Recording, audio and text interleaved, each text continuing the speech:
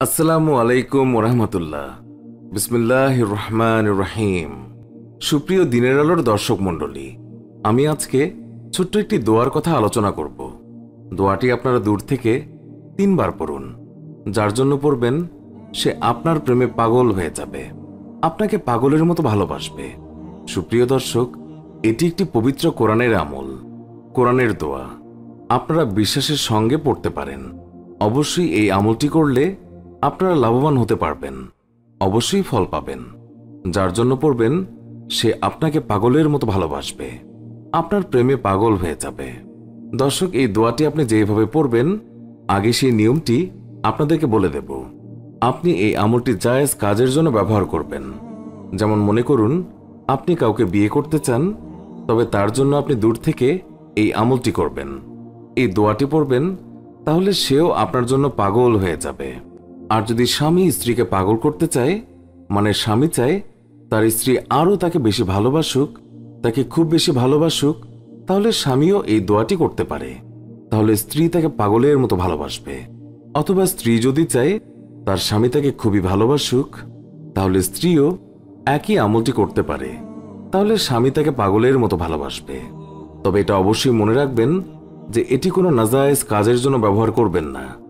যাকে আপনি বিয়ে করতে চান, ভালোবাসতে চান, দূর থেকে আপনি এই দোয়াটি পড়বেন, এই আমলটি করবেন, তাহলে সে আপনাকে মন প্রাণ দিয়ে পাগলের মতো ভালোবাসবে এবং আপনার জন্য পাগল হয়ে যাবে। প্রিয় দর্শক, এটি পবিত্র কোরআনের একটি ছোট্ট আয়াত, সবাই অত্যন্ত সহজেই মুখস্থ করতে পারবেন। একটু চেষ্টা করেই দেখুন না, সবাই পারবেন। প্রিয় ভাই ও বোনেরা, এই আমলটি করার আগে আপনাকে প্রথম 3টি কাজ করতে হবে। 1, আপনি পরিপূর্ণ বিশ্বাস নিয়ে আমলটি করবেন। 2, আপনি মিথ্যা কথা পরিত্যাগ করবেন। 3, 5 ওয়াক্ত সালাত পড়ার চেষ্টা করবেন। তাহলে শুনুন সেই দোয়াটি কি। স্ক্রিনে সেই দোয়াটি আমি লিখে দিচ্ছি, আপনি সেখান থেকেও মুখস্থ করতে পারবেন, আর বাংলা উচ্চারণ সহ দেয়া থাকবে। এতে করে প্রিয় ভাই ও বোনেরা, আপনারা সেই দোয়াটি পড়ার আগে 3 বার দরুদ শরীফ পাঠ করবেন। এটা দরুদে ইব্রাহিম, অর্থাৎ যে দরুদ শরীফটি আমরা নামাজের মধ্যে পড়ে থাকি। আপনি এই দোয়াটি করার আগে 3 বার দরুদ শরীফ পড়বেন। এরপর 3 বার আপনি এই আয়াতটি পাঠ করবেন। অর্থাৎ যে দোয়াটির কথা বলবো, সেই দোয়াটি হলো পবিত্র কোরআনের একটি আয়াত। আপনি এই আয়াতটি 3 বার পাঠ করবেন। 3 বার পাঠ করার পর কোনো মিষ্টি দ্রব্য জিনিসের উপরে ফু দেবেন। ফু দেওয়ার পরে আপনি যাকে ভালোবাসেন সে কাছে থাকলে তাকে খাওয়াবেন। অর্থাৎ 3 বার এই আয়াতটি পাঠ করার পর মিষ্টির উপরে ফু দিয়ে তাকে খাওয়াবেন এবং শেষে আপনি 3 বার দরুদ শরীফ পাঠ করবেন।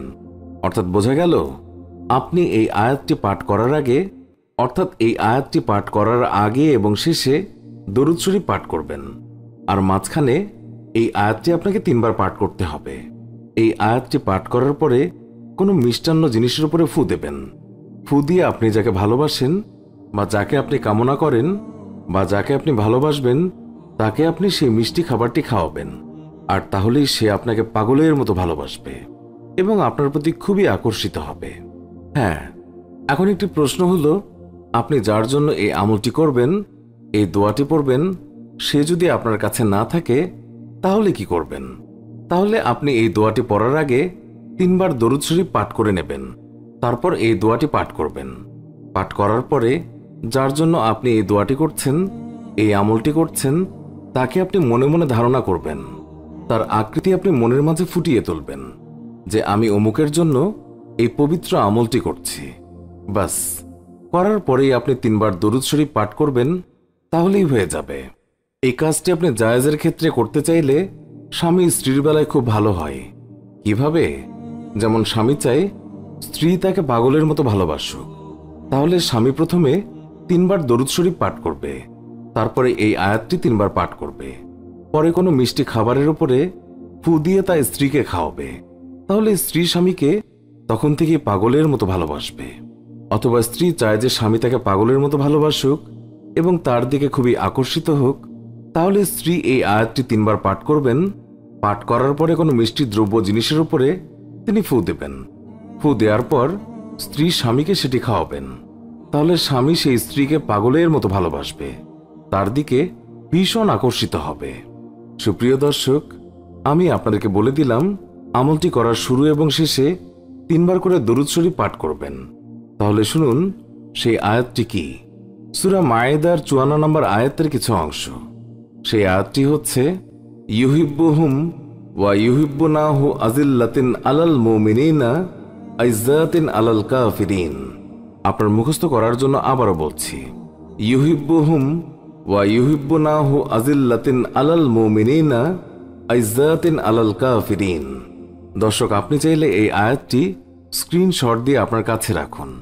তাহলে আপনি চাইলেই দেখে দেখে এই আমলটি করতে পারবেন। তারপরেও আমি আপনার মুখস্থ করার জন্য আবারও বলছি, ইউহিব্বুহুম ওয়া ইউহিব্বুনাহু আযিল্লাতিন আলাল মুমিনিনা আইজ্জাতিন আলাল কাফিরিন। দর্শক, আমি আয়াতটির নিচে বাংলা উচ্চারণ দিয়ে দিয়েছি। আপনি এখান থেকে খুব সহজে মুখস্থ করে নিন। আর এই আয়াতের অর্থ হচ্ছে, যাদেরকে তিনি ভালোবাসবেন এবং তারা তাকে ভালোবাসবে, তারা মুমিনের উপরে বিনম্র এবং কাফেরের উপরে কঠোর হবে।